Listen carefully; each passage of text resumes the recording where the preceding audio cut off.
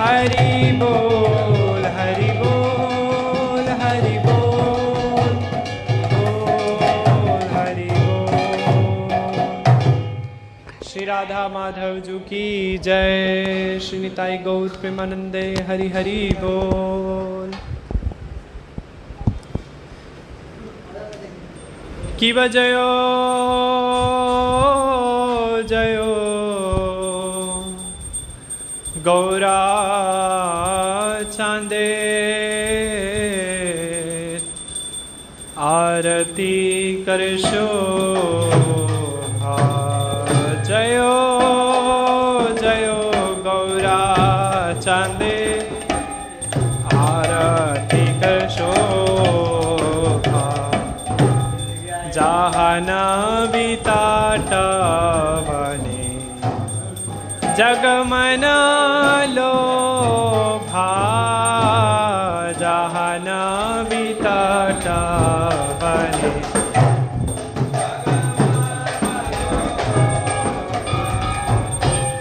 जग जने मन लोभा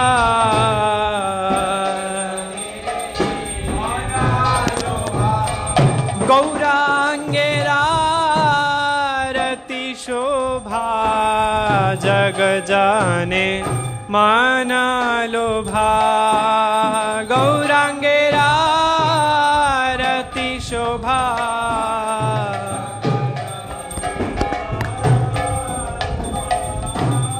जहान वितटवने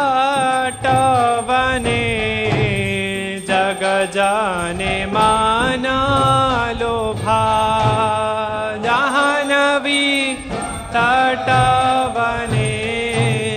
जग जाने गौरांगेरारती शोभा जग जाने माना लोभा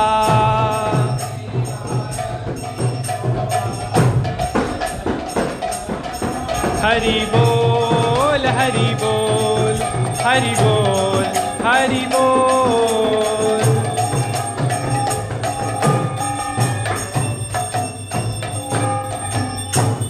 दक्षिणे निताय चांद वामे गदाधर दक्षिणे निताय चांद वामे गदाधर निकटे अद्वैत श्रेणी वास छत्रधर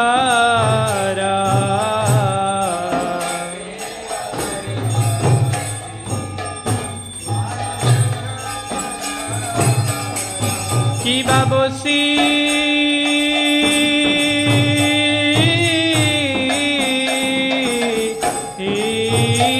आछेन गौरा चांद रत्न सिंहासने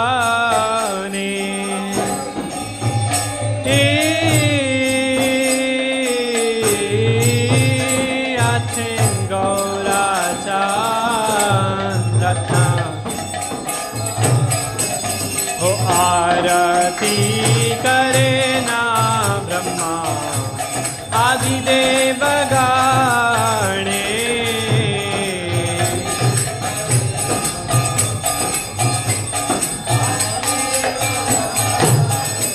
हो देव गणे आरती करे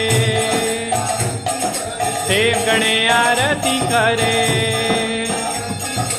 ब्रह्मा आदि देव गणे गौरांगेरारती करे ओ माया पूरे योग पीठे देव गणे आरती करे ओ जय नीताई जय गौर बोले देव गणे आरती करे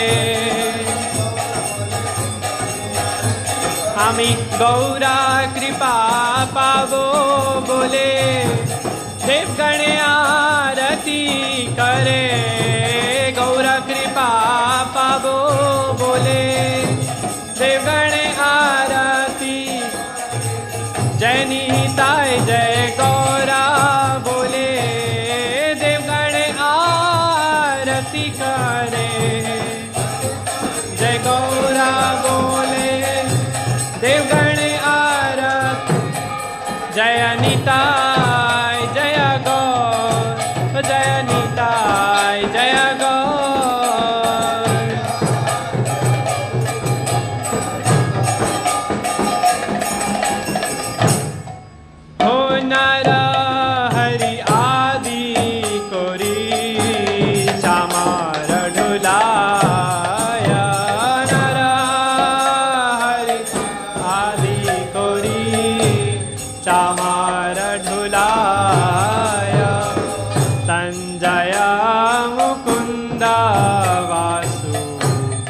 घोष आदि गाय संजय मुकुंद वासु शंख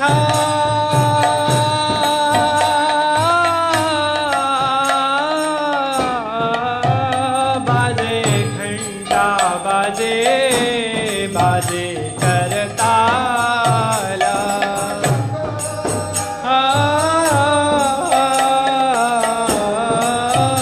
बाजे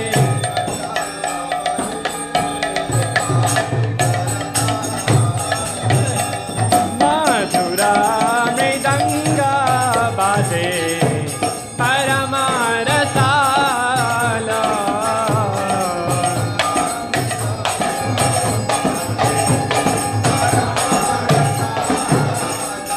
ओ मधुर मधुर मधुर बाजे मधुर मधुर मधुर बाजे शंख घंटा घोर कर ताल मधुर मधुर मधुर बाजे हमार गौरांगेरा रति साजे मधुर मधुर मधुर बाजे शंख घंटा घोर कर ताल मधुर मधुर मधुर बाजे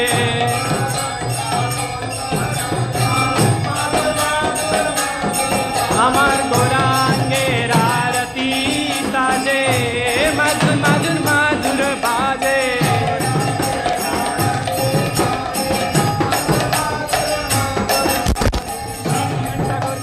मधुर मधुर मधुर बाजे हमार गौरांगेरा रति साजे मधुर मधुर मधुर बाजे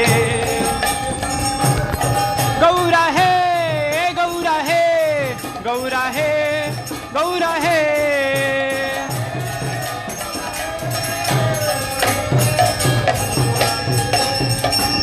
बहु कोटि चंद्र जिनी वदन उज्ज्वल कल दिशे वन मला कर झलमाल ओ शिव शुक नारद प्रेम गद गदा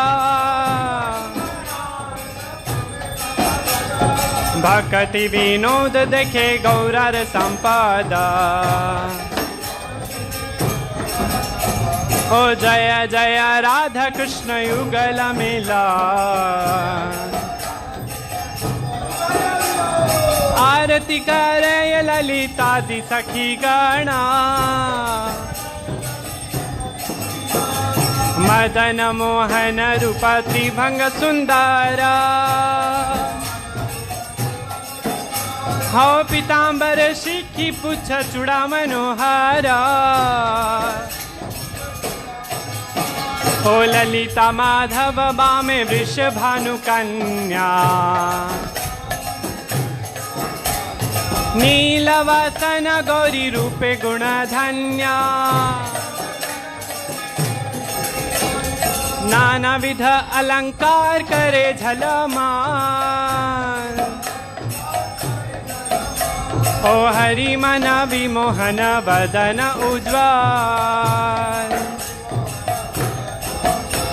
ओ विशाखादि सखी जन नाना राग गाय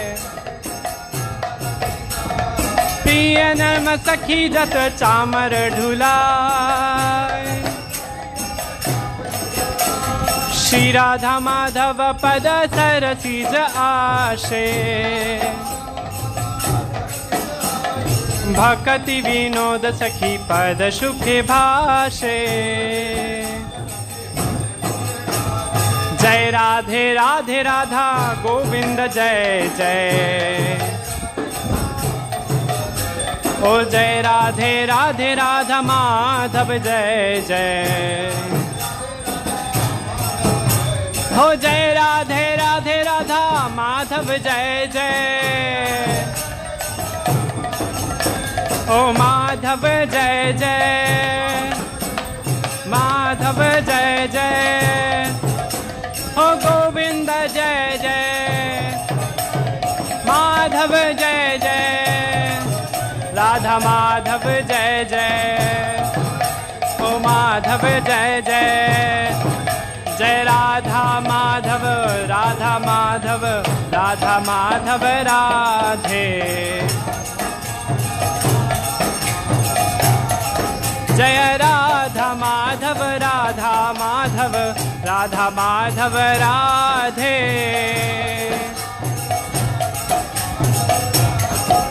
जय श्री कृष्ण चैतन्य प्रभु नित्यानंदा, श्री अद्वैत गदाधर शिवसदि गौर भक्त वृंदा। हरे कृष्णा कृष्ण कृष्ण हरे हरे, हरे राम राम राम हरे हरे। हरे कृष्णा कृष्ण कृष्ण हरे हरे, हरे राम राम राम हरे हरे। ओ हरे कृष्णा कृष्ण कृष्ण हरे हरे, हरे राम राम राम हरे हरे। ओ हरे कृष्णा कृष्ण कृष्ण हरे हरे, हरे राम राम राम हरे हरे। हरे कृष्णा कृष्ण कृष्ण हरे हरे,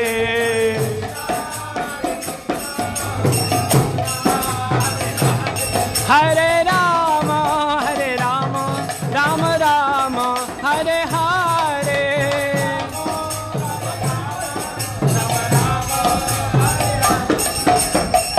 हरि बोल, ओ हरि बोल, ओ हरि बोल, हरि बोल।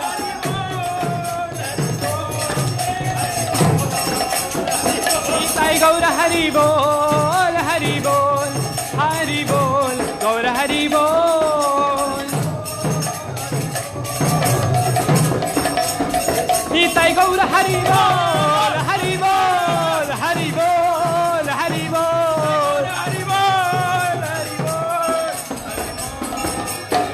ताई गौर हरि बोल, हरि बोल, हरि बोल, हरि बोल, हरि बोल।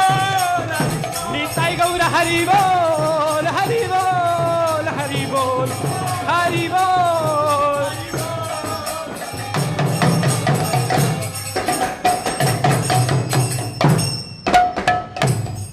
निताई गौर प्रेमानंदे हरि हरि बोल।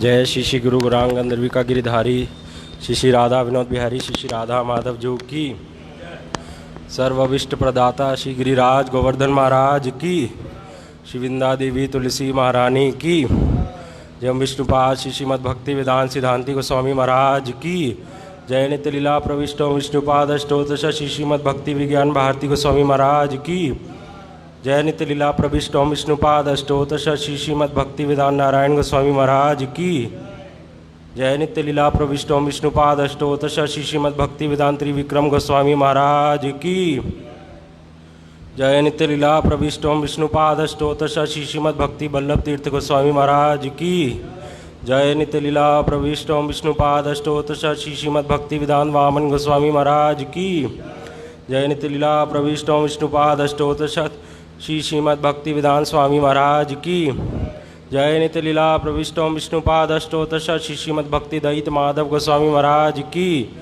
जय नित्य लीला प्रविष्टो विष्णुपाद अष्टोत्तर श्री श्रीमद भक्ति प्रमोद पुरी गोस्वामी महाराज की, जय नित्य लीला प्रविष्टो विष्णुपाद अष्टोत्तर श्री श्रीमद भक्ति प्रज्ञान केशव गोस्वामी महाराज की, जय नित्य लीला प्रविष्टो विष्णुपाद अष्टोत्तर श्री श्रीमद भक्ति सिद्धांत सरस्वती गोस्वामी ठाकुर शिला जगत गुरु प्रभुपाद की, सपाश शिला प्रभुपाद की, परमहंस महाभागवत गौर किशोरदास बाबाजी महाराज की, सप्तम गोस्वामी श्री सच्चिदानंद भक्ति विनोद ठाकुर की, श्री वैष्णव सार्वभौम जगन्नाथ दास बाबाजी महाराज की, श्री गौड़ीय वेदांत आचार्य बलदेव विद्याभूषण प्रभु की, श्री विश्वनाथ चक्रवर्ती ठाकुर की, श्री नरोत्तम ठाकुर, श्रीनिवासाचार्य श्यामानंद प्रभु त्रय की, श्री कृष्णदास कविराज गोस्वामी प्रभु की, श्री वृंदावन दास ठाकुर की।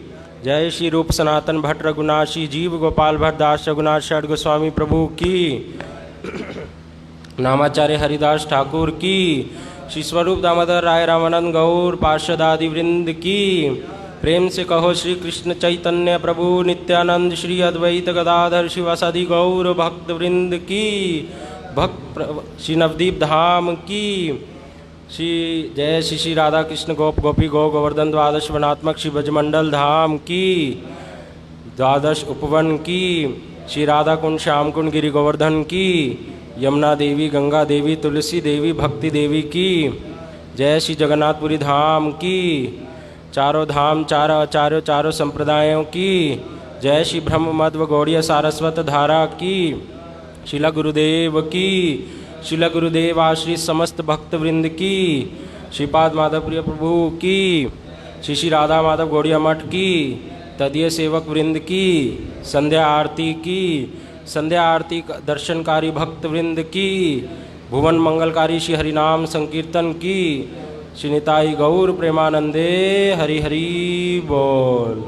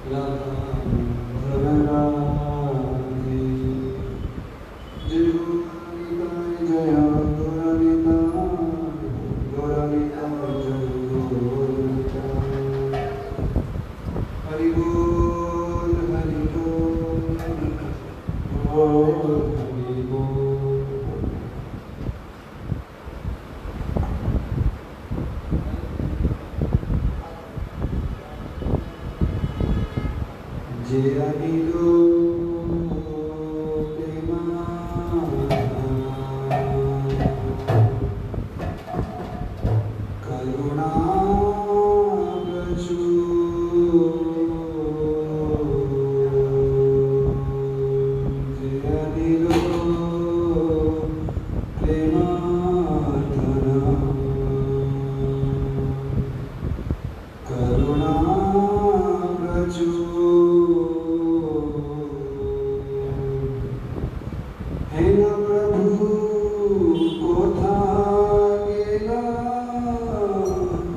आचार्य ठाकुर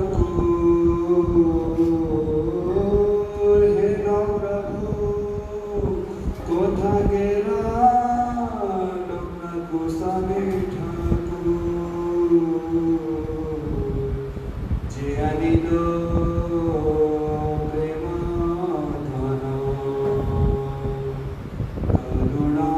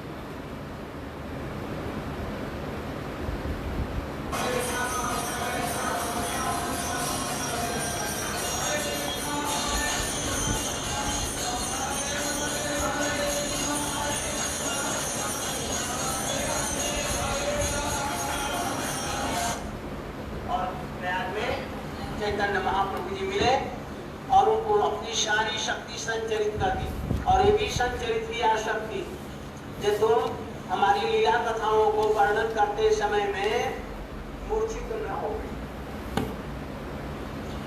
हमारे भावों को प्रकाश करते समय में कोई भी व्यक्ति प्रेम में मूर्छित हो सकता है। महाप्रभु ऐसा जान करके और उनको विशेष कृपा किया, तुम सब वर्णन करो। और यहाँ तक कि राधा कृष्ण की जो लीलाएं अकेले में हुई हैं, जहाँ पर कोई नहीं था, उसको भी तुम अनुभव करके और तुम उज्जवल मणि ग्रंथों और सब ग्रंथों में तुम लिखना, ये भी। और नहीं तो बेहोश हो जाते, प्रेम में मूर्छा हो जाते, इसलिए उनमें ये शक्ति भी दिया, जिसको कहते हैं कौन सी और जाज्य लीला, ये सब कुछ उनमें दिया। अंत में रस समुद्र अथाह अनंत और क्या है, जिसका आदि अंत और अतल पतल कुछ नहीं, इतना बड़ा भाग्य। और उसका एक बिंदु दिया इनको, आज एक बिंदु तुम्हें चखने के लिए दे रहा हूं। और एक बिंदु का शायद उन्होंने 1,00,000 भाग का एक भाग भक्ति गोस्वामी सिंधु उज्जवल नीलमणि अपने ग्रंथों में दिया और सारा जगत उसमें। रघुनाथ जैसे हमारे परम महाप्रभु के कृपा पात्र और स्वरूप के वो क्या किया उन्होंने, उनको एक लिख करके दे दिया वो विदग्ध माधव या पहले, और उसमें डूबने उतर आने लगे, खा नहीं पाए, दिन रात रोने लगे। तो फिर एक दे दिया दान के लिए कमोदे, और पढ़ करके हंसते हंसते हंसते लोटपोट होने लगे। ऐसे व्यक्ति आदि अंत नहीं पाया उस रस का। ये रूप गोस्वामी ऐसे हैं, ऐसे रूप गोस्वामी की महिमा हम क्या कहें, इसी में ले दिया है। प्रिय स्वरूपे दयित स्वरूपे प्रेम स्वरूपे सहजाभिरूपे निजान रूपे।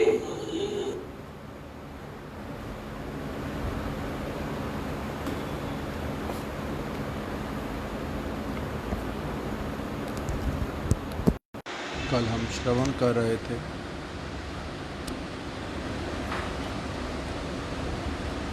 कल हमने श्रवण किया किस प्रकार श्री गुरुदेव ने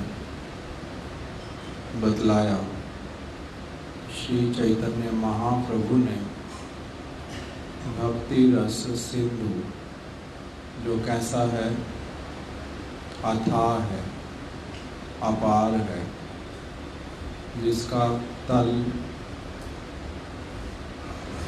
अतल बहुत गंभीर है, जिसको कोई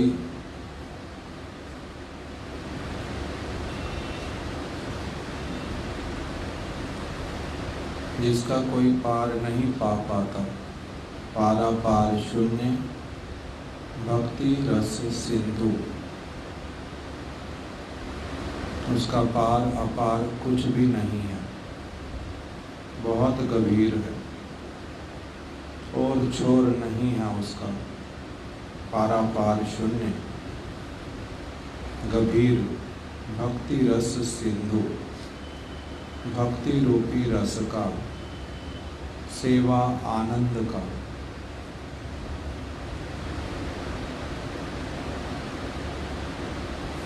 सेवा आनंद जो है वो सिंधु की भांति है, बहुत कम नहीं, बहुत अधिक आनंद का वो स्थान है, आनंद की वस्तु है सेवानंद।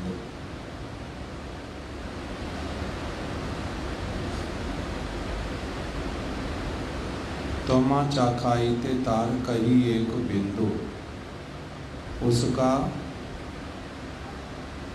तुम्हें आस्वादन करने के लिए मैं उसका एक बिंदु ही केवल तुम्हारे को चखा रहा हूँ।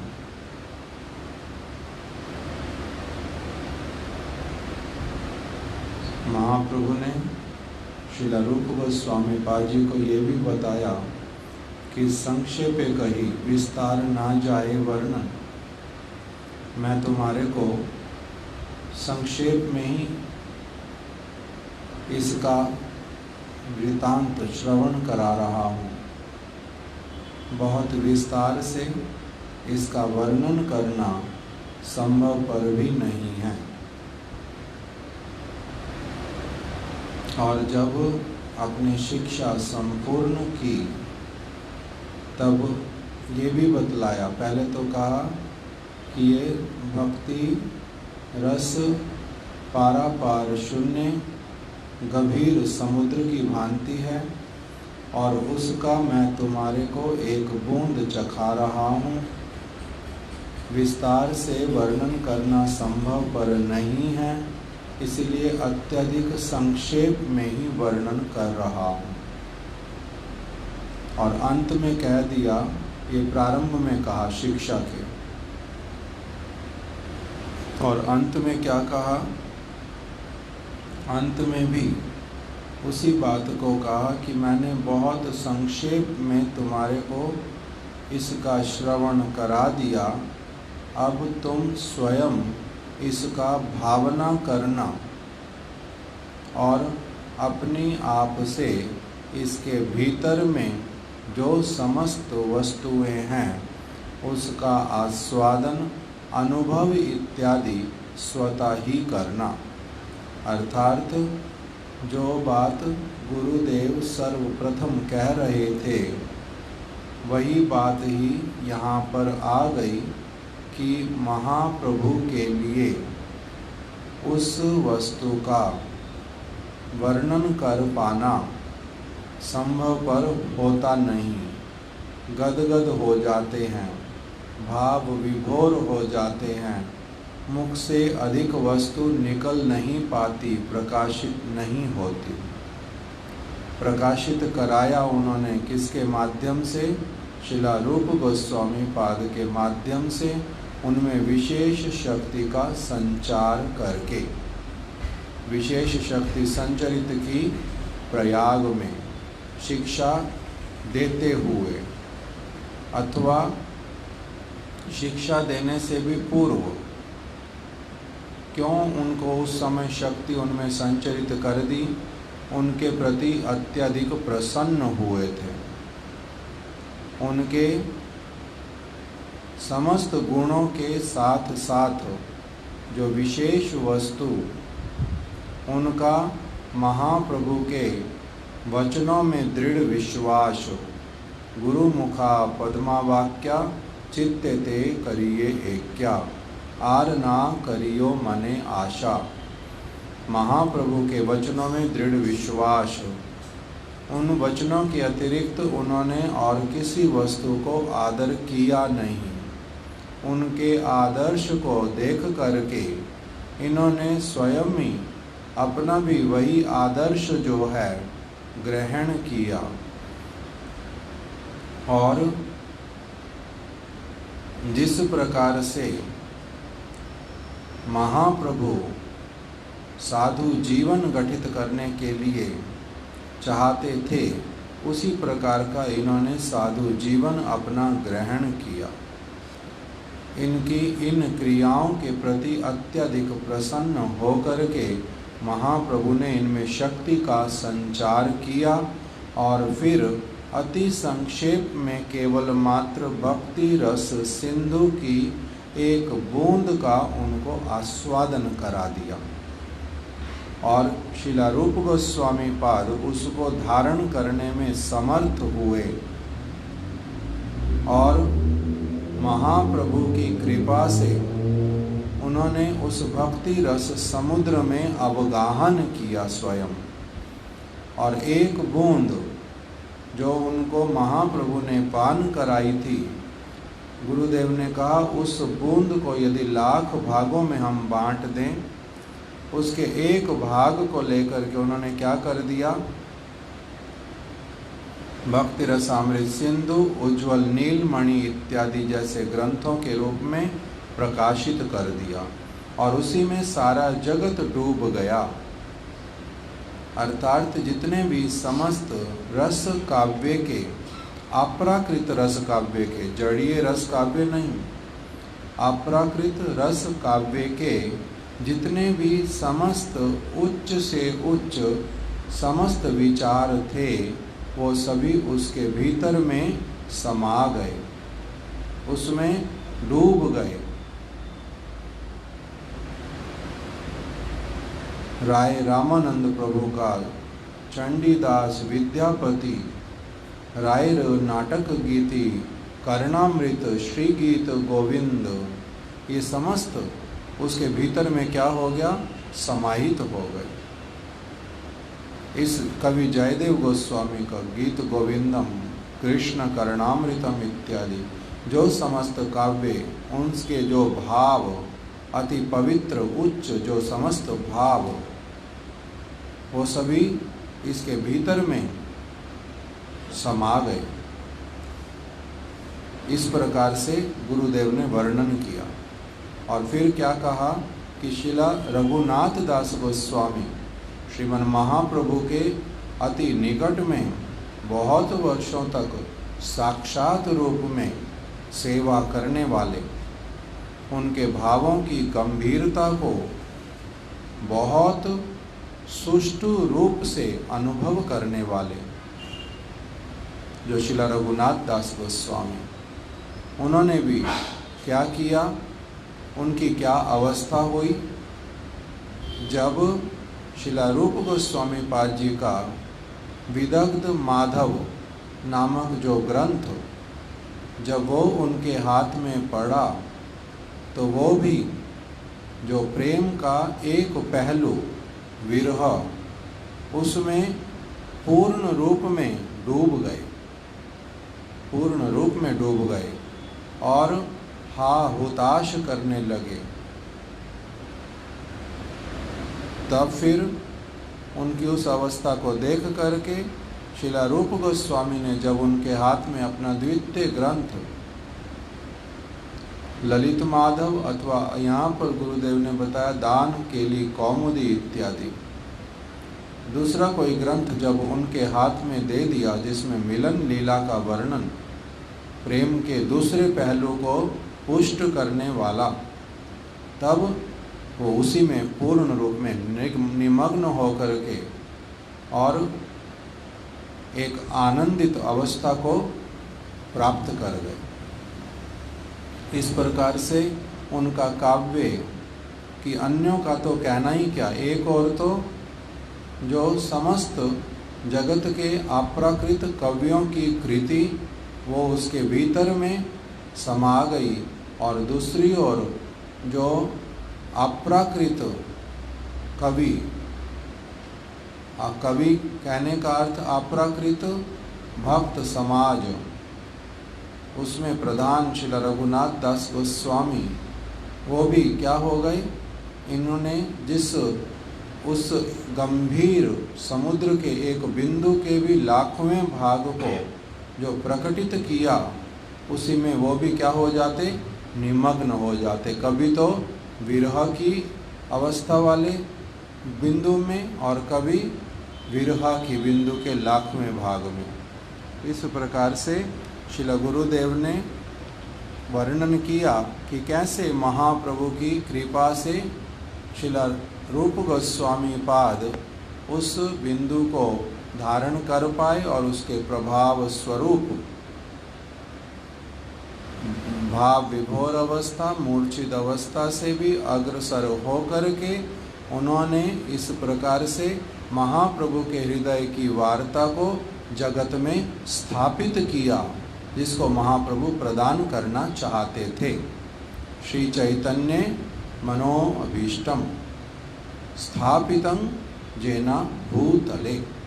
महाप्रभु तो पूर्ण रूप में व्यक्त ही नहीं कर पाए अपने मुख से, किंतु इन्होंने उसी वस्तु को उनकी विशेष कृपा से पूर्ण रूप में धारण भी कर लिया और उसका अनुभव करके उसको फिर स्थापित भी कर दिया जगत में, ताकि जो व्यक्ति उस वस्तु के प्रति लोभ युक्त होए वो उसको ग्रहण कर पाए, उसमें प्रविष्ट कर पाए, इस भावना के साथ में।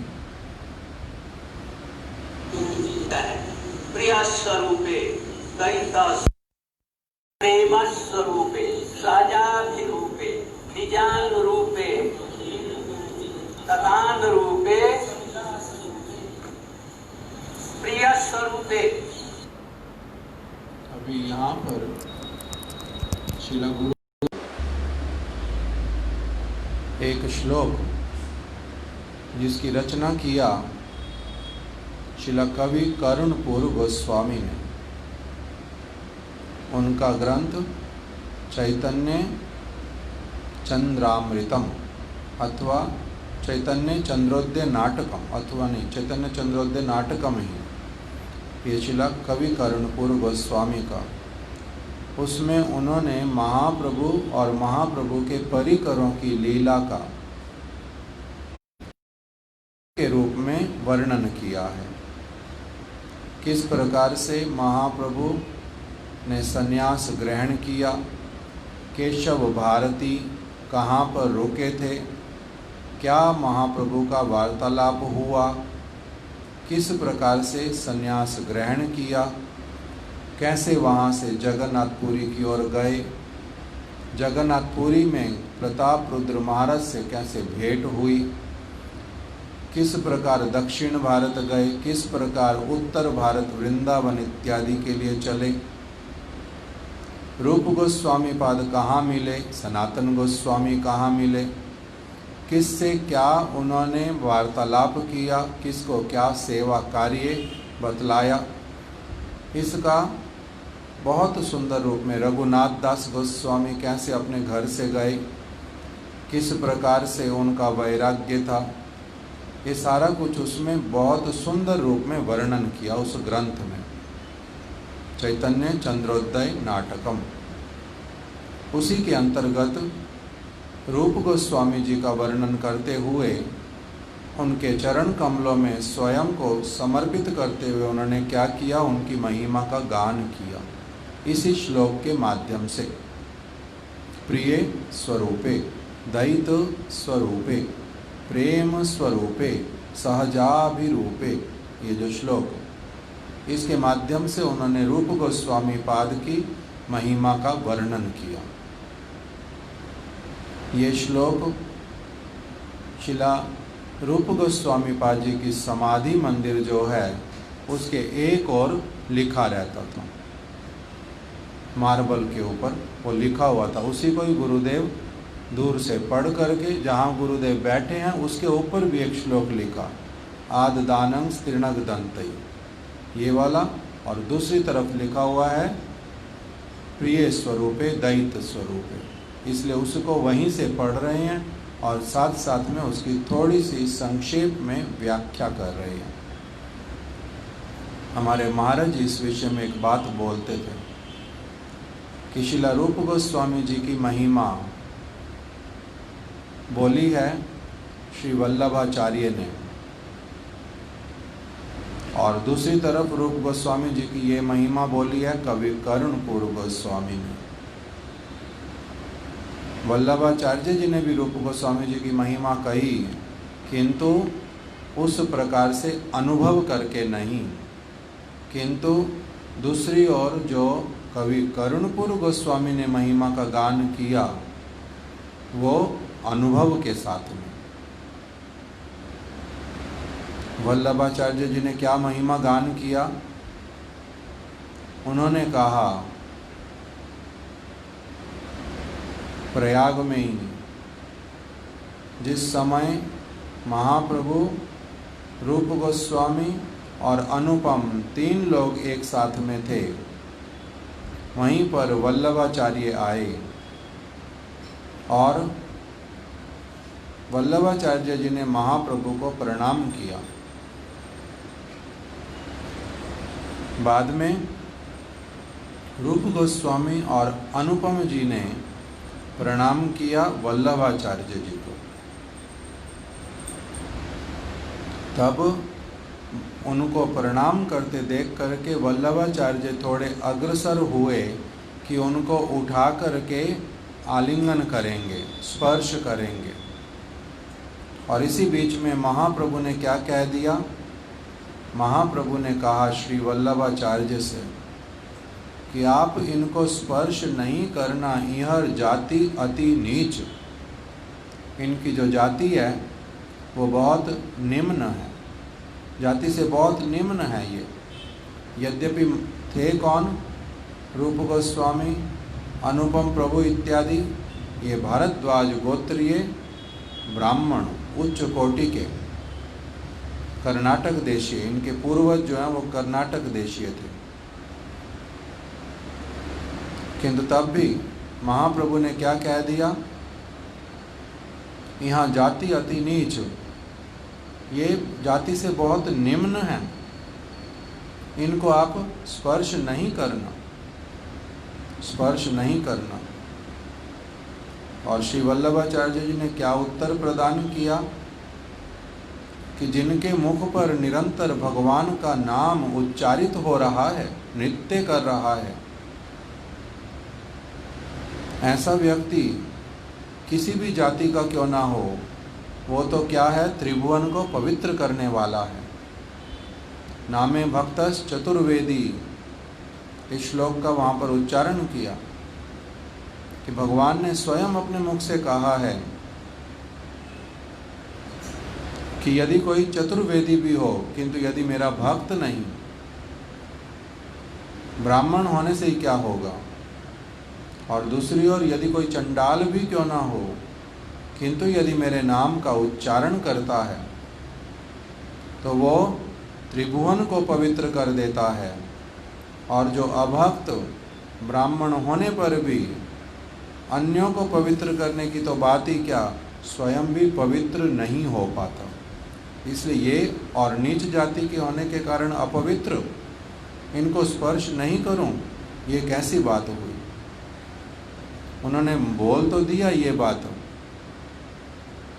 किंतु उस प्रकार का श्रीला रूप गोस्वामी जी के प्रति जो आकर्षण वैसे वाला उनका नहीं हो पाया। उनकी साधारण महिमा को ग्रहण किया, किंतु उनकी जो विशेष महिमा श्री चैतन्य मनोभीष्टम, इस महिमा को कवि कर्णपुर गोस्वामी ने अनुभव किया, नरोत्तम दास ठाकुर ने अनुभव किया। इसलिए उन्होंने उसी प्रकार का श्री चैतन्य मनोभीष्टम वचन कह करके, आद दानं तृणग दंती वचन कह करके प्रार्थना किया। श्री रूप मंजरी पदा सेई मोर संपदा, सेई मोर भजन पूजन, ये कह करके प्रार्थना किया। और प्रार्थना किया, सुनियाची साधु मुखे भले सर्वजन, श्री रूप कृपाय मिले युगल चरण। इस सब प्रकार की व्याख्याएं, ये जिन्होंने उनका महिमा को वास्तविक रूप में समझा, उनमें किनके नाम आते हैं? कवि कर्णपुर गोस्वामी, श्रीला रघुनाथ दास गोस्वामी, श्री जीव गोस्वामी, नरोत्तम दास ठाकुर, इन सब ने क्या किया, श्री चैतन्य महाप्रभु के जो गूढ़ विचारों को धारण करने वाले, स्थापित करने वाले श्री रूप गोस्वामी जी की विशेष महिमा को लक्षित किया। इसलिए इस स्थान पर गुरुदेव ने वही श्लोक उठाया, प्रिय स्वरूपे वाला, और उसका बहुत प्रकार का व्याख्या है।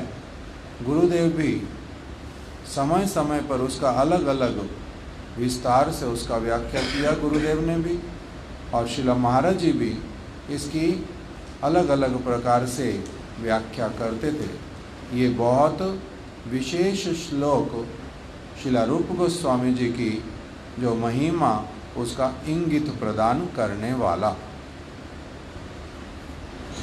रूपे निजान रूपे तदान रूपे प्रिय स्वरूपे। स्वरूप जी उनके क्या है, महाप्रभु जी के अंग हैं। महाप्रभु के भावों को स्वरूप दामोदर के अतिरिक्त तो कोई भी नहीं जानता।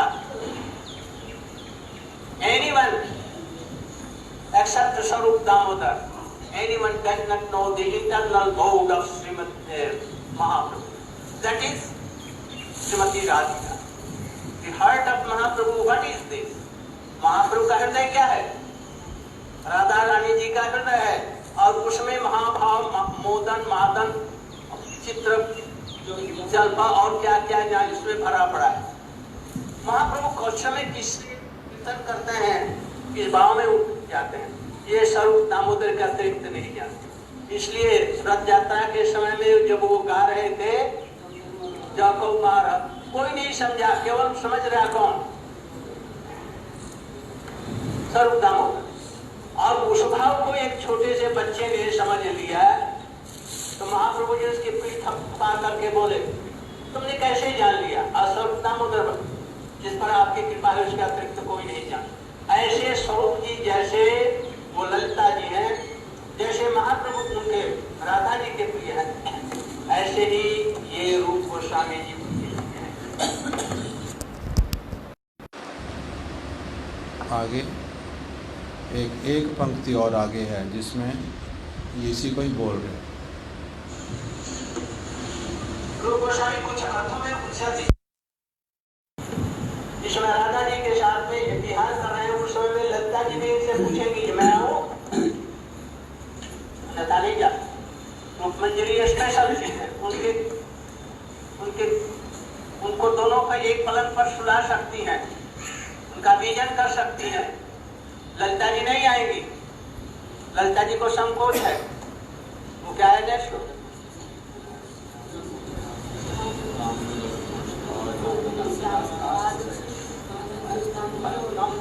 तांबुलार्पणपादमर्दन पयोदाना विशारादि वृंदारण्य महेश्वरी शक्यपतंग जोस्तोष्यंति प्रिया प्राण प्रेष्य भी कुलात अभी असंकोचिता। इसलिए मैंने कहा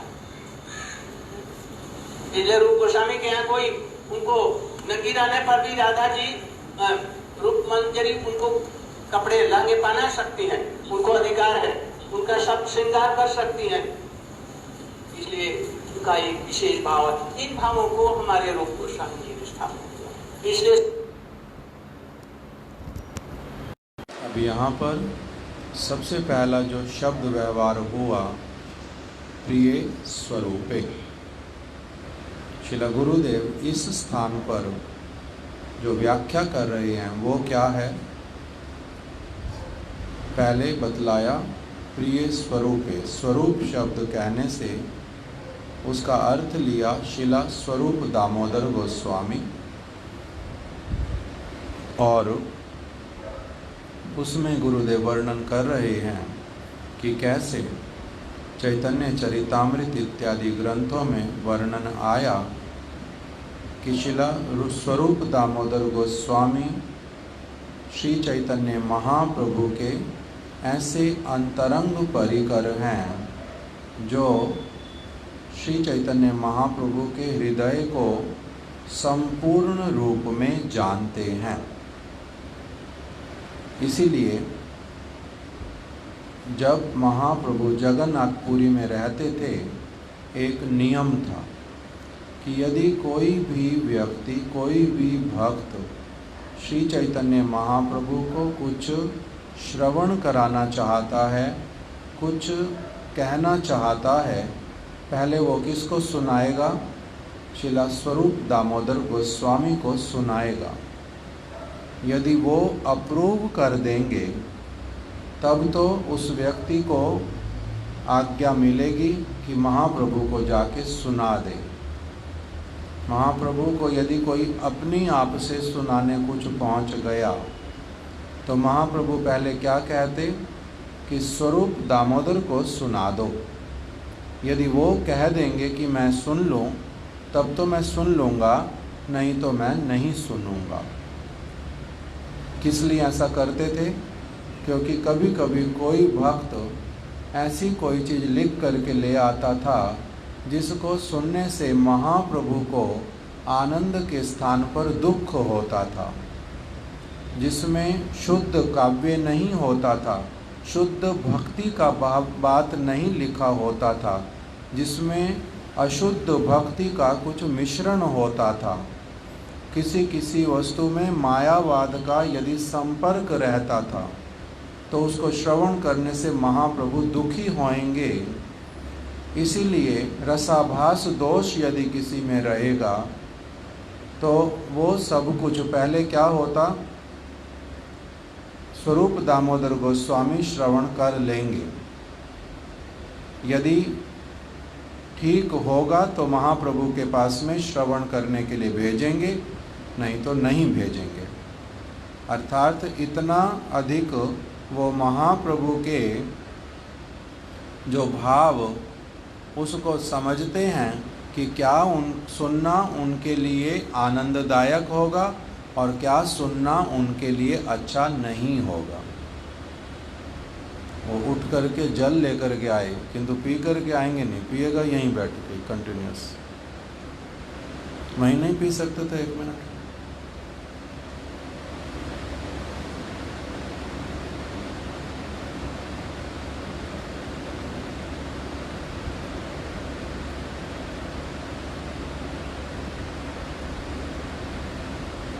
एक तो ये वाला बात बतलाया। दूसरा, महाप्रभु जिस समय गंभीरा में अथवा रथ के समक्ष किसी भी स्थान पर क्यों ना हो, वो अभी किस रस में डूब रहे हैं, क्या श्रवण कराने से उनको सांत्वना प्राप्त होएगी, किस समय क्या करना, क्या श्रवण कराना, क्या उनसे सुनना उनके आनंद को वर्धित करने वाला होगा, ये सब शिला स्वरूप दामोदर गोस्वामी जानते थे और कोई नहीं जान पाता था, कोई नहीं जान पाता था। इसीलिए स्वरूप दामोदर गोस्वामी जब महाप्रभु विलाप करते हैं तब वही क्या करते हैं, कभी तो किसी ग्रंथ का, कभी किसी ग्रंथ का कोई अंश लेकर के पाठ करते हैं, कोई कीर्तन गान करते हैं और महाप्रभु सुन करके आनंदित होते हैं।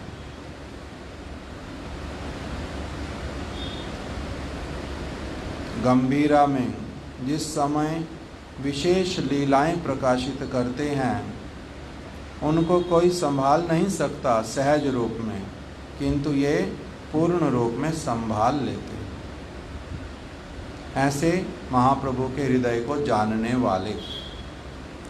रथ यात्रा का प्रसंग गुरुदेव ने यहाँ पर स्मरण कराया कि किस प्रकार से रथ यात्रा के समक्ष महाप्रभु ने साहित्य दर्पण नामक ग्रंथ का, जड़ काव्य का एक श्लोक उठा लिया जिसमें कहा गया, या कौमार हर, कि कोई एक नायिका, साधारण जगत की नायिका, वो काम परवश होकर के अपने नायक, प्राकृत नायक, जागतिक नायक से कह रही है कि हो, आज बहुत समय के पश्चात हमारा मिलन हुआ है, आप भी वही हैं, मैं भी वही हूँ, किंतु ये स्थान जो है रेवा नदी का तट नहीं है, इसलिए यहाँ पर आनंद नहीं होता। आप यदि रेवा नदी के तट पर चल कर के पुनः वहाँ पर मेरे साथ में रमण करें, मिलित हों, तभी मैं प्रसन्न होंगी, आनंदित होंगी। आपका मैं तभी कृपा मानूंगी, मेरे प्रति प्रसन्नता मानूंगी कि आप रेवा नदी के तट पर आ जाएं। महाप्रभु ने ये श्लोक बोल दिया प्राकृत काव्य का। अभी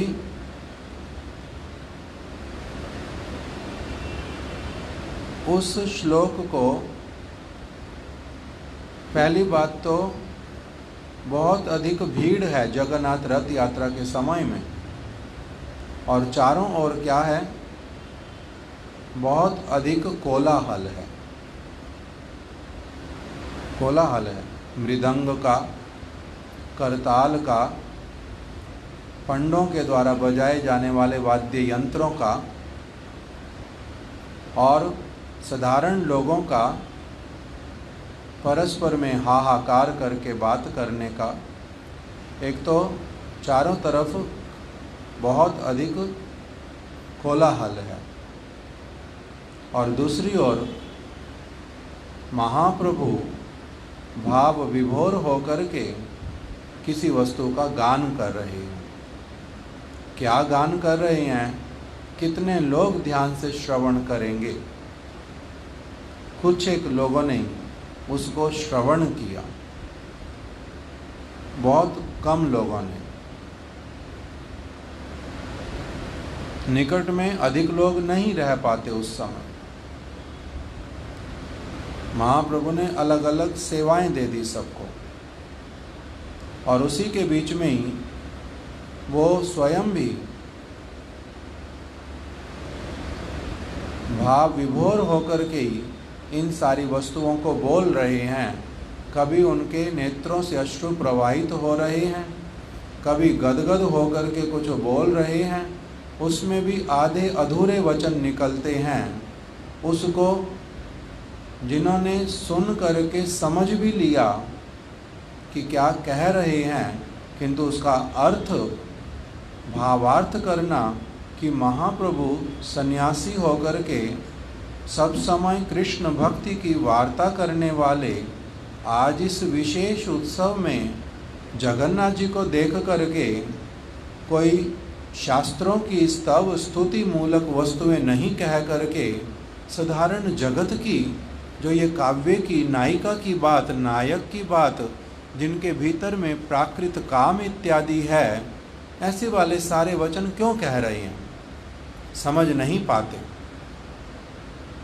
समझ नहीं पाते।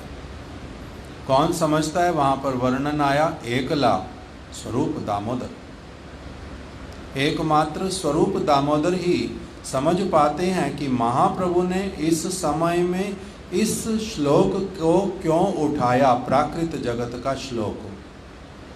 और वहीं पर ही क्या था, पास में ही शिला रूप गोस्वामी पाद थे। रथ यात्रा में उनका योगदान देना हुआ महाप्रभु के साथ में एक समय। उसी समय उन्होंने क्या किया, उन्होंने भी समझ लिया कि महाप्रभु क्या कह रहे हैं और क्यों कह रहे हैं, उसका भावार्थ क्या है। और उन्होंने उसी समय ही उस श्लोक के पैरेलल भाव पूर्ण रूप में वही का वही, किंतु उसमें जो साधारण नायक और नायिका की बात और नदी की बात, परिवेश की जो बात थी, उन सबको परिवर्तित कर दिया।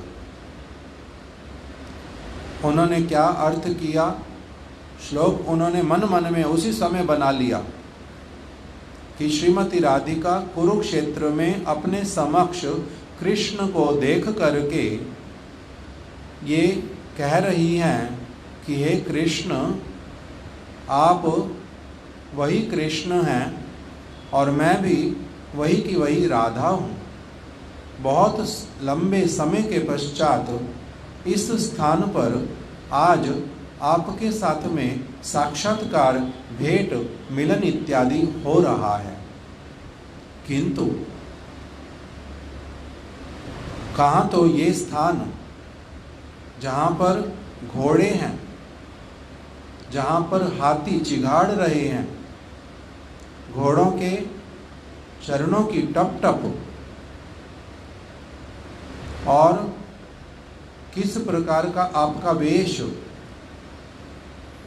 जिसमें आपने बहुत भारी धातुओं से बने हुए मुकुट, गले में हार, श्रृंगार इत्यादि की वस्तुएं धारण की हुई हैं, और ये स्थान कैसा है, इसकी शोभा है ही नहीं। दूसरी ओर किस प्रकार से ब्रज, यमुना का तट, कैसे वहाँ पर कुंज और निकुंज, किस प्रकार के पक्षियों का कितना मधुर कलरव, भ्रमरों की गुंजार, कोकिल पपीहे इत्यादि का स्वर करना, जमुना जी के जल का कल कल करके बहना, किस प्रकार का धीर समीर, कैसे वहां के फल, कैसे वहां के पुष्प, किस प्रकार से जो जमुना जी के तटों पर इतना कोमल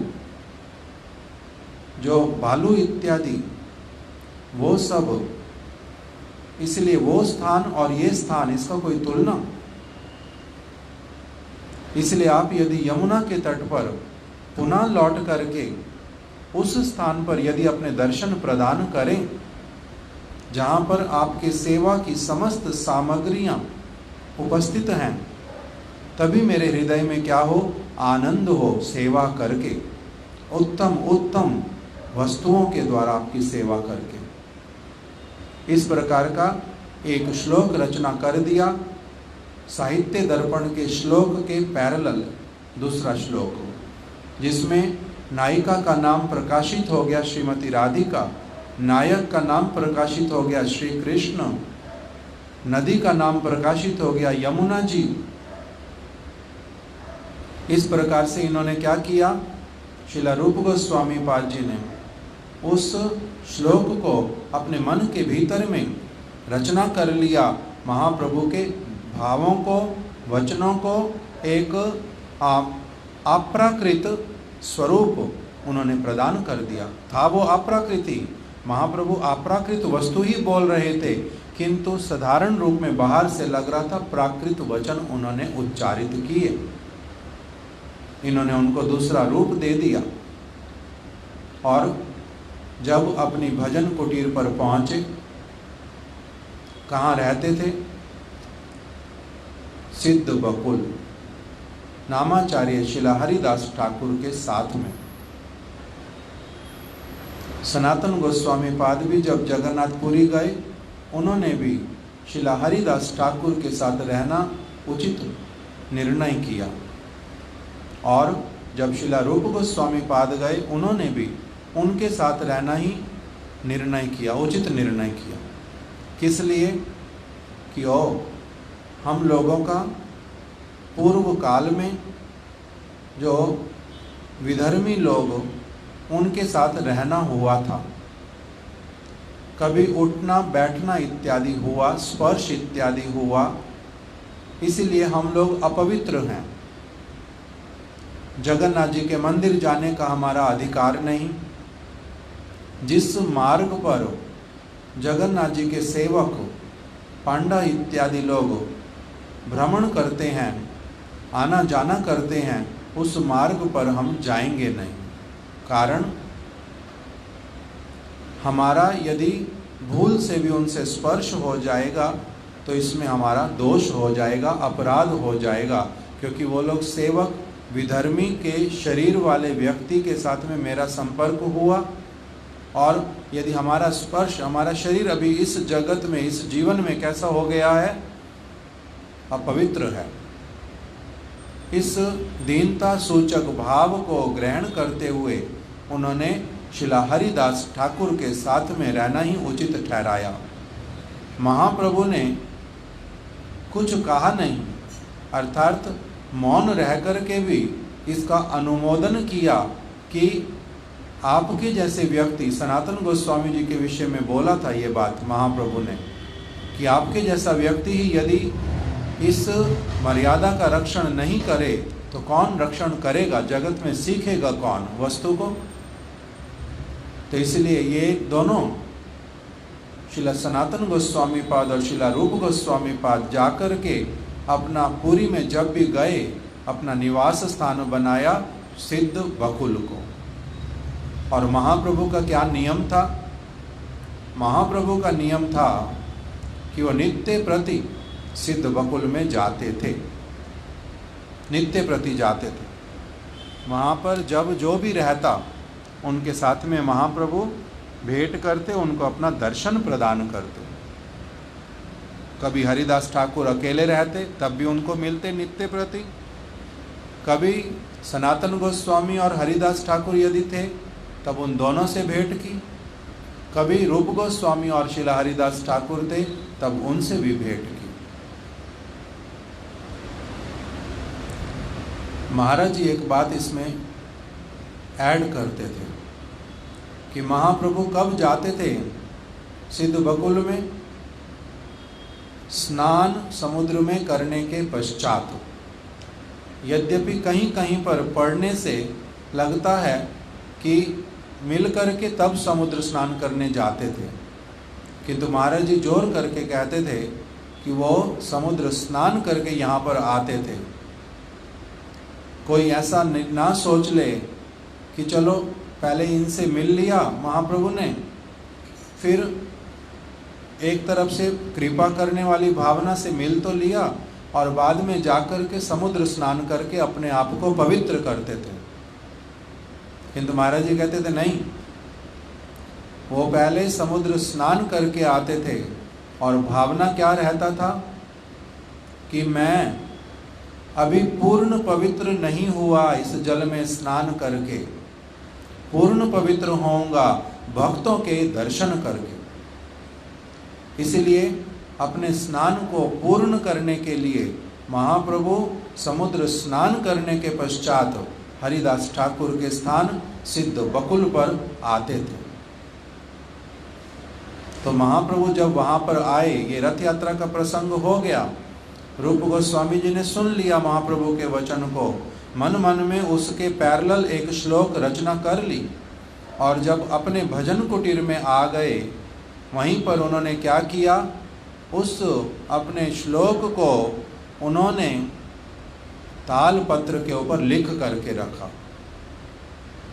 ताल पत्र पर जब लिखा जाता है तब उसमें क्या होता था, उसको सुखाने के लिए समय लगता था।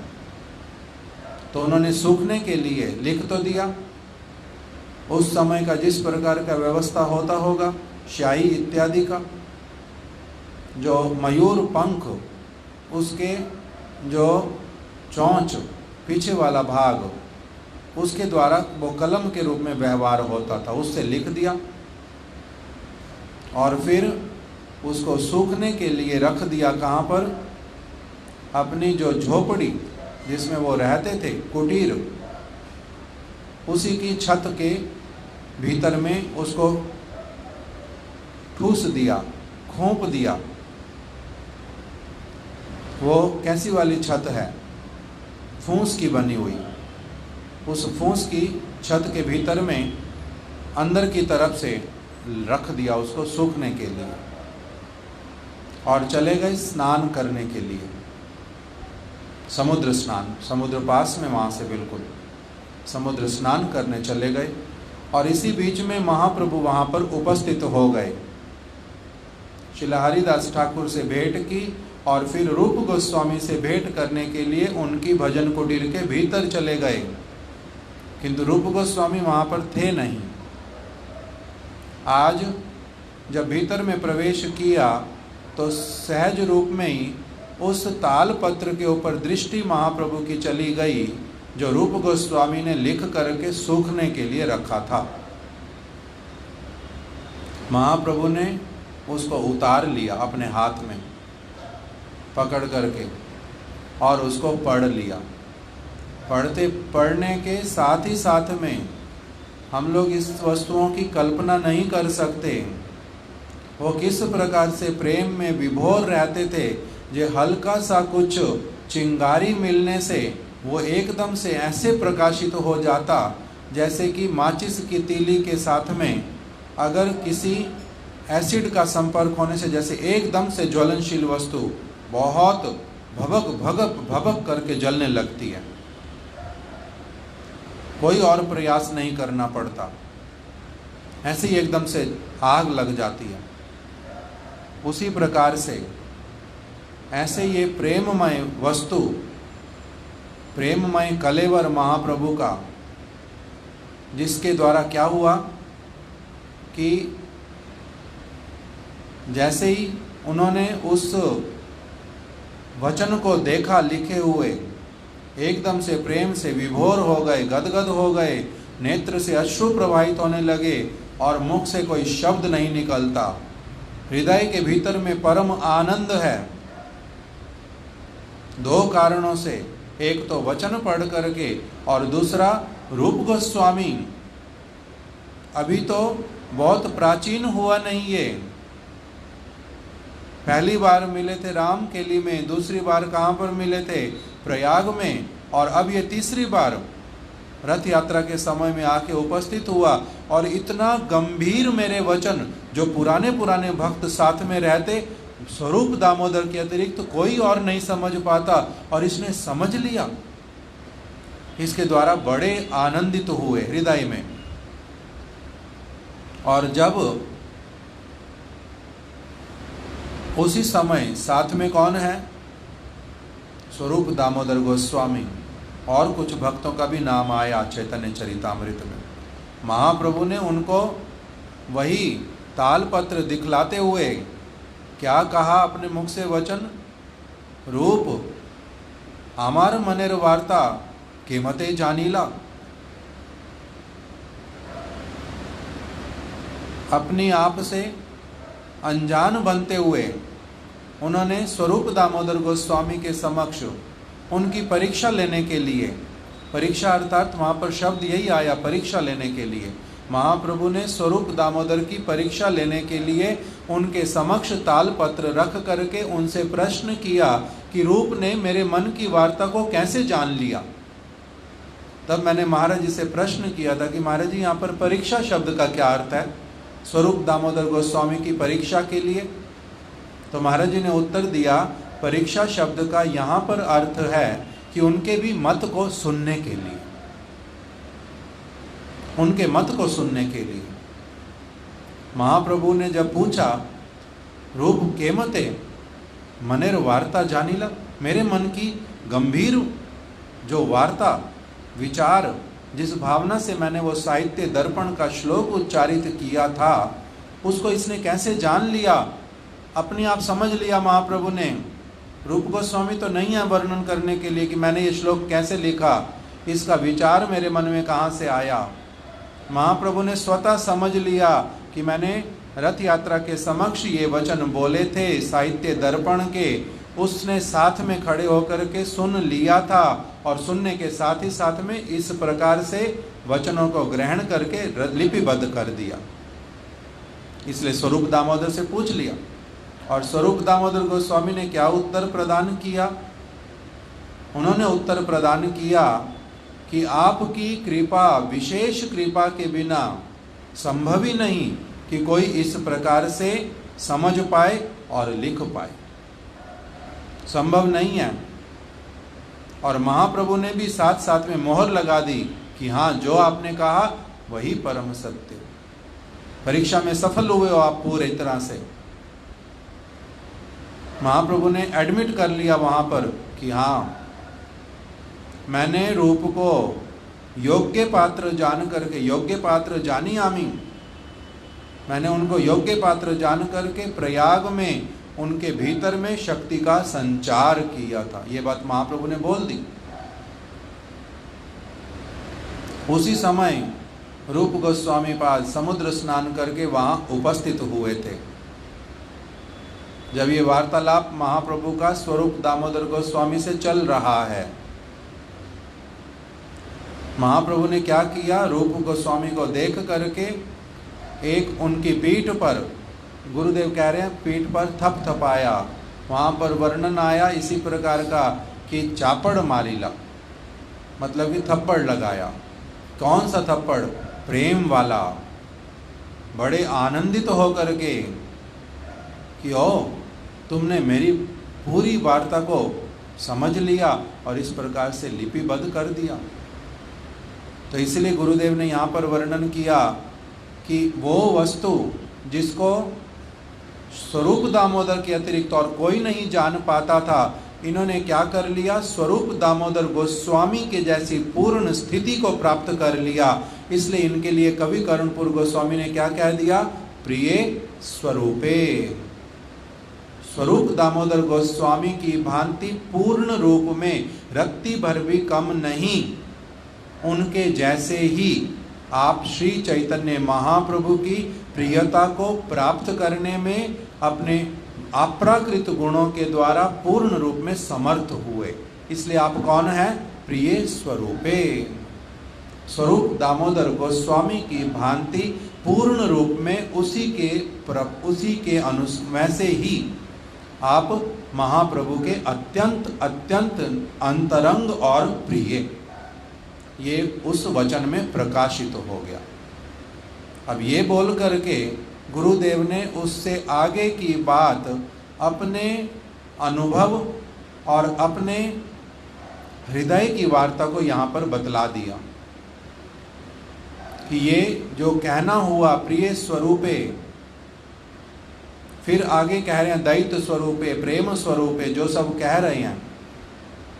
महाराज जी भी यहाँ पर बोलते थे कि कवि कर्णपुर गोस्वामी के वचन श्रवण करके ऐसा प्रतीत होता है कि वो बहुत ऊंची उनकी रूप गोस्वामी पाद की महिमा का कीर्तन कर रहे हैं, किंतु बहुत ऊंची महिमा का कीर्तन करके भी तृप्ति लाभ लेश मात्र भी नहीं कर रहे, और अधिक महिमा का गान करना चाहते हैं, किंतु इस जगत के शब्द उनका और इससे ऊपर साथ नहीं दे रहे। ये महाराज जी बोलते थे। और गुरुदेव क्या कह रहे हैं कि उन्होंने यद्यपि कह दिया प्रिय स्वरूपे, क्यों? क्योंकि महाप्रभु के सर्वाधिक प्रिय हैं स्वरूप दामोदर गोस्वामी, उनकी श्रेणी में ला करके इनको रख दिया, किंतु वास्तविक रूप में इनकी महिमा, रूप गोस्वामी की महिमा प्रिय स्वरूपे कहने पर भी कुछ कम रह जाती है। क्यों? क्योंकि ये उससे भी अधिक अंतरंग, उनसे भी अधिक अंतरंग। कारण उसके लिए गुरुदेव ने बतला दिया। श्री चैतन्य महाप्रभु कौन है, उनका हृदय क्या है, ये वर्णन किया गुरुदेव ने। हार्ट ऑफ महाप्रभु। स्वरूप दामोदर क्या जानते हैं? महाप्रभु के हृदय को जानते हैं, हार्ट ऑफ महाप्रभु। और हार्ट ऑफ महाप्रभु क्या है? उसके लिए गुरुदेव ने कहा हार्ट ऑफ राधा रानी, क्योंकि उनके भावों को लेकर के आए हैं पूर्ण रूप में। गुरुदेव ने वर्णन किया कौन से भाव? मदन, मोदन, मोहन, चित्र, जल्प, ये जो सारे श्रीमती राधिका के भाव, उद्घूर्णा, वो सारे महाप्रभु के हृदय में, और इसका पूर्ण रूप में अनुभव करते हैं स्वरूप दामोदर गोस्वामी। इसलिए प्रिय स्वरूप रूप गोस्वामी भी उन सारी वस्तुओं का अनुभव कर पाते हैं। यहाँ तक कि कुछ ऐसी वस्तुएं हैं जिसमें स्वरूप दामोदर गोस्वामी जी का भी प्रवेश नहीं है, वहाँ पर भी रूप गोस्वामी का प्रवेश हुआ। इसलिए श्री चैतन्य मनोभीष्टम, वहाँ पर इनका प्रवेश हुआ, महाप्रभु ने कृपा करके कराया। और स्वरूपता श्रील गुरुदेव बोल रहे हैं महाप्रभु कृष्ण, उनका हृदय श्रीमती राधिका का हृदय। और स्वरूप दामोदर गोस्वामी कौन है? ललिता सखी। और फिर रूप गोस्वामी कौन है? रूप मंजरी।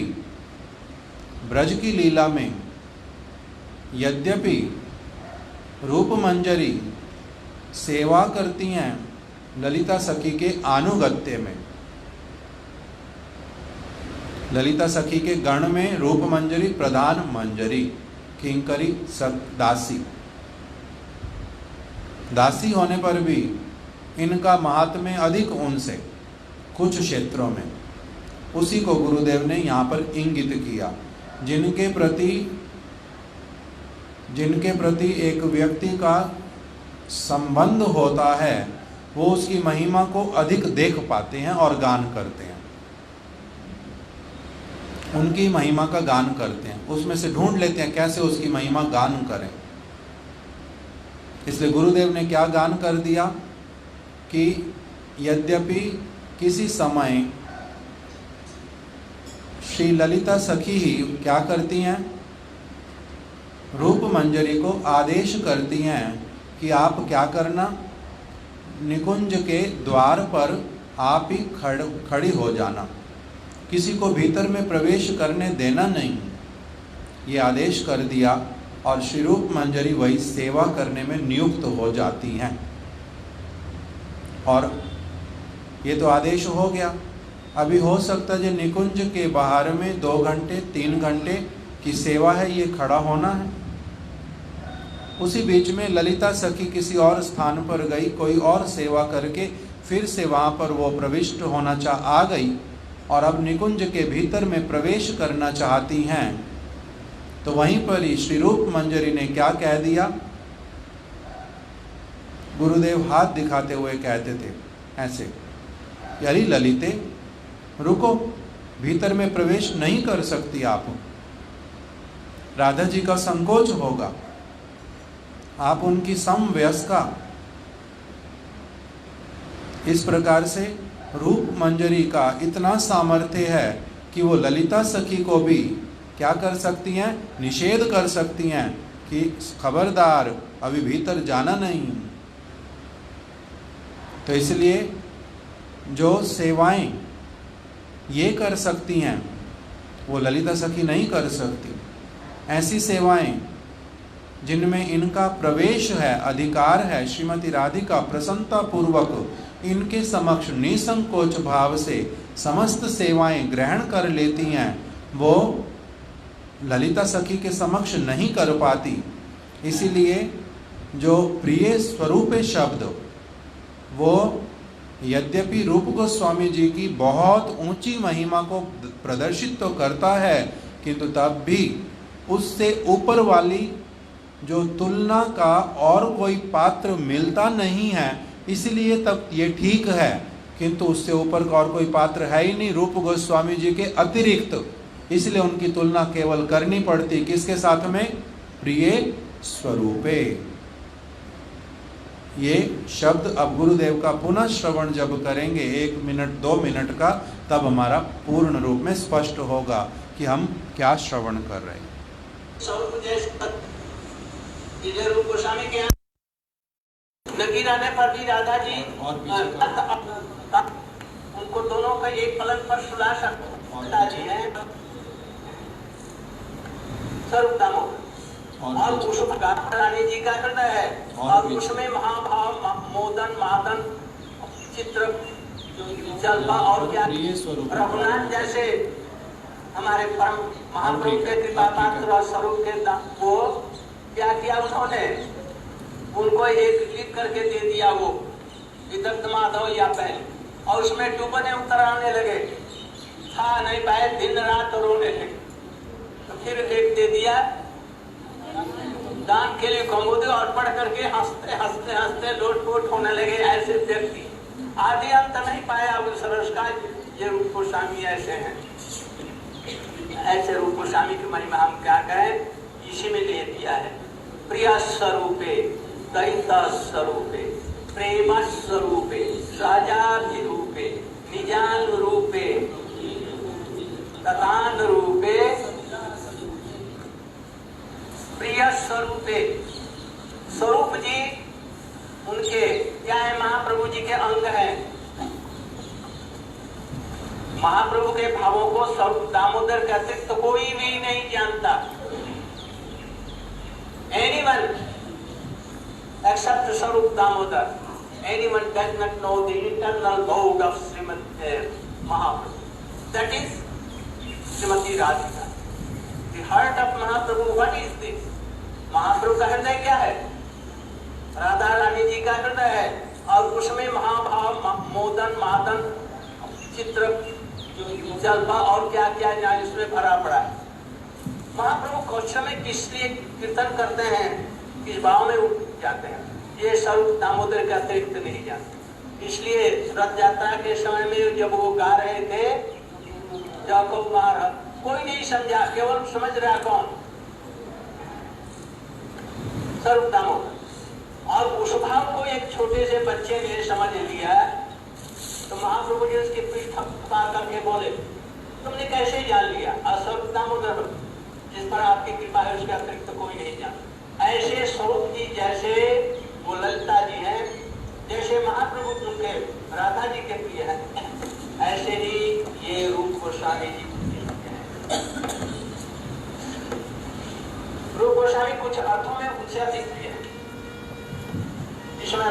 के साथ में इतिहास कर रहे हैं, उस समय में ललिता जी भी इनसे पूछेंगी कि मैं आऊं, लता नहीं जा। रूपमंजरी स्पेशल है, उनको दोनों का एक पलंग पर सुला सकती हैं, उनका विजन कर सकती हैं। ललिता जी नहीं आएगी, ललिता जी को संकोच है। वो क्या है देश को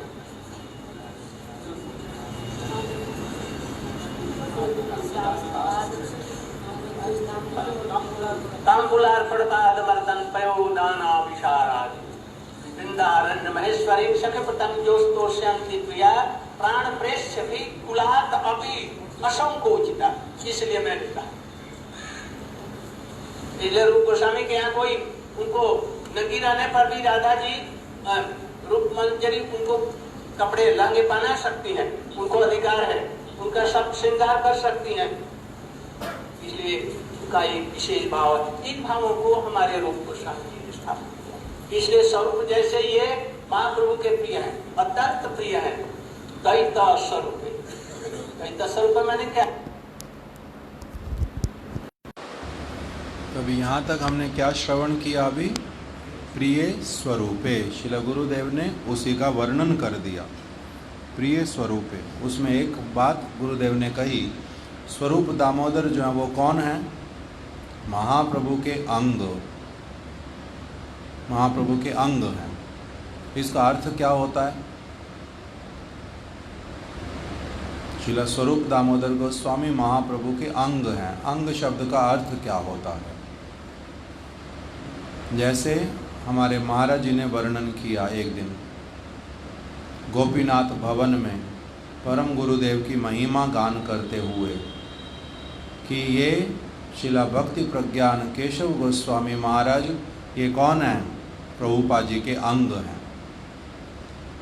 जब प्रभुपाद जी के ऊपर पोड़ामा तला में आक्रमण हुआ उस समय जैसे एकदम से ये सामने आ गए, ये क्या प्रदर्शित करता है कि जैसे किसी व्यक्ति को अचानक एक आदमी बैठा हुआ है, एक व्यक्ति बैठा हुआ है और हठात ऊपर से कोई वृक्ष का पत्ता हो या कोई भी हल्की भारी वस्तु हो अगर गिरे तो एकदम से क्या होता है, या कोई कीड़ा इधर उधर काट रहा हो पीठ पर कहीं सिर पर, तो क्या होता है, हठात एकदम से अपना हाथ सबसे पहले रक्षा के लिए उठता है, देखने के लिए जाता है, हटाता है किसी चीज़ को। तो हाथ क्या है? अपना अंग है, इसलिए वो करता है इस प्रकार से। इसी प्रकार शिला प्रभुपाद जी के अंग हैं कौन? शिला भक्ति प्रज्ञान केशव गोस्वामी महाराज, उनके हस्त पाद आदि। इसलिए साथ ही साथ में उनकी रक्षा करने के लिए, उनका सेवा करने के लिए इस प्रकार से अग्रसर हो गए। दूसरा अर्थ क्या करते हैं कि एक तो ये हो गया, दूसरी तरह से बोलते हैं महाराज जी कि जैसे कोई व्यक्ति कहता है कि ओ अपने विषय में ही कहते थे ऐसे तो कि मेरे गुरु महाराज जी मेरे विषय में कहते थे भारती महाराज हमारा दाहिना हाथ है, माई राइट हैंड मैन। तो इसका अर्थ क्या होता है? राइट हैंड मैन का अर्थ क्या होता है? राइट हैंड से सारे काम किए जाते हैं, हृदय में भावना आती है और फिर अपने हाथों से काम किया जाता है। तो इसी बात को बोलते थे कि ये मेरा राइट हैंड पर्सन है। इसका मतलब होता है कि मेरे मन में जो जो भावना उदित होती है उन सारे कामों को ये करने में पूर्ण समर्थ है और कर देते हैं। जो ऐसा कर पाता है उसको बोलते हैं राइट हैंड, ये मेरा राइट हैंड है, अर्थात मेरा अंग है। जब विदेशी लोग, अंग्रेजी भाषा वाले लोग, जब उनका विवाह होता है तो अपनी पत्नी को बोलते हैं बेटर हाफ, पत्नी पति को, पति पत्नी को, दोनों एक दूसरे को बोलते हैं ये मेरा कौन है? Better half. बेटर हाफ का मतलब क्या होता है? पहले तो हमारे यहाँ पर क्या बोलते हैं? अर्धांगिनी, अंगिनी, अर्धांगिनी। अर्ध अंग अर्थात मैं अपने आप में पूर्ण नहीं हूँ, आधा मैं आधा वो मिलकर के पूरे बनते हैं, तभी काम होता है। इसको बोलते हैं अंग। तो इसलिए वो बोलते हैं बेटर हाफ। बेटर हाफ का मतलब क्या होता है कि आधा मैं जो हूँ अपने विषय में इतना अच्छा नहीं सोच पाता, मेरे से अच्छा ये सोचते हैं मेरे बारे में, इसलिए बेटर हाफ। मैं अपने आप को इतना अच्छे से नहीं जानता जितना ये अच्छा जानते हैं। मैं अपना मंगल इतना अच्छा नहीं कर सकता जितना ये मेरे मंगल के बारे में सोचते हैं। इसको बोलते हैं अर्ध अंग। और यदि कोई पूर्ण अंग हो तब क्या कहेंगे? तो स्वरूप दामोदर गोस्वामी कौन है? श्री चैतन्य महाप्रभु के, महाप्रभु ने कहा ये कौन? गुरुदेव ने बोला स्वरूप दामोदर गोस्वामी है महाप्रभु के अंग।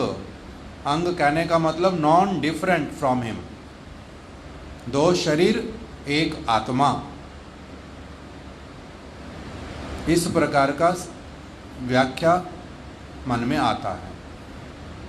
शरीर दो हैं, भिन्न भिन्न दिखलाई पड़ते हैं, किंतु दो भिन्न नहीं है, एक ही है। जो अभिन्न होता है उसको बोलते हैं अंग।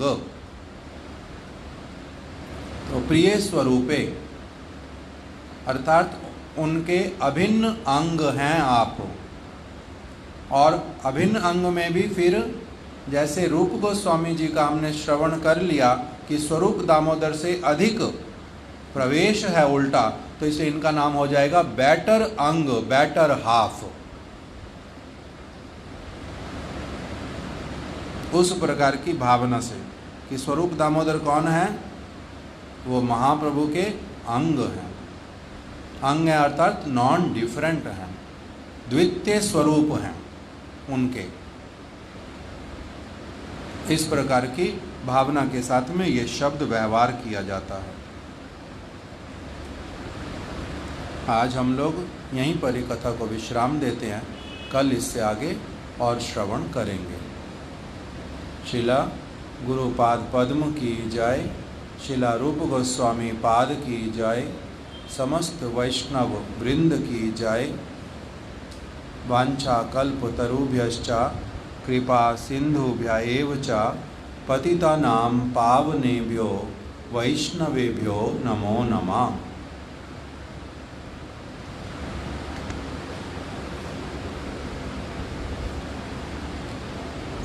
महामंत्र कर दो तो 2 मिनट। हरिवल्लभ प्रभु महामंत्र कर दो। लो उनको माइक दे दो।